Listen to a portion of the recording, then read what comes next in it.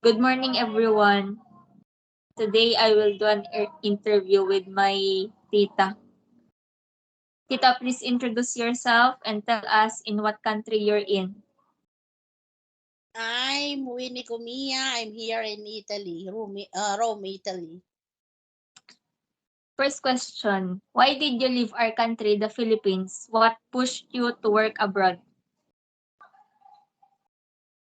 Wala. Nung una naman ay hindi ko naisip na makakarating dito sa Italy. Hindi ko alam na yung documents ko pala ay naibigay ko sa kapatid ko. Tapos,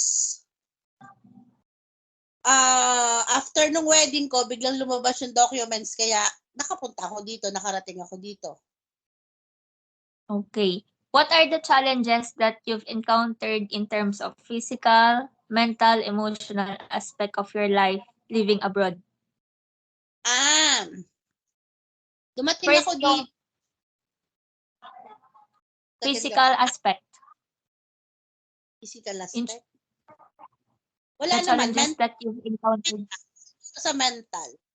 Dahil dumating ako dito, syempre excited. Makarating ng Italy. Hindi alam ko anong meron sa Italy.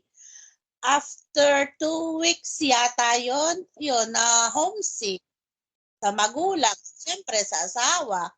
Dahil hindi sanay na umalis, hindi sanay na mawalay sa kanila ng matagal na linggo. Hindi alam kung kailan makakauwi. Moving on, what are the benefits you get by working abroad? Ayun, hanggang sa nagtagal, nung una, hindi kaya ang trabaho dahil hindi sanay sa trabaho. Dahil dito talagang kailangan ay magtatrabaho ka para magkapera ka. Pero naisip ko nandito na ako. Nagtrabaho na ako para kumita ng pera. Nakapagpapatayo naman kami ng bahay dahil ilang taon na rin ako dito. Nadala ko na rin ang asawa ko dito, napetisyon ko. Nakapagtayo din kami ng may negosyo kaming maliit pa lang na babuyan. Nakabili din kami ng maliit na lupa dahil sa paghihirap namin dito. Pinagtulungan namin mag-asawa. Okay, last question. Do you believe that OFWs are the new generation of heroes or the so-called bagong bayani ng bansa? Yes. Para Why? sa akin, OFW ay heroes. Heroes sila dahil kami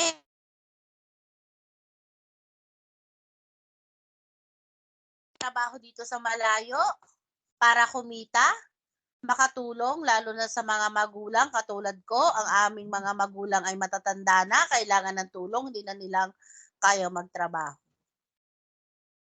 That's all. Thank you for your time, Tita. See you next year.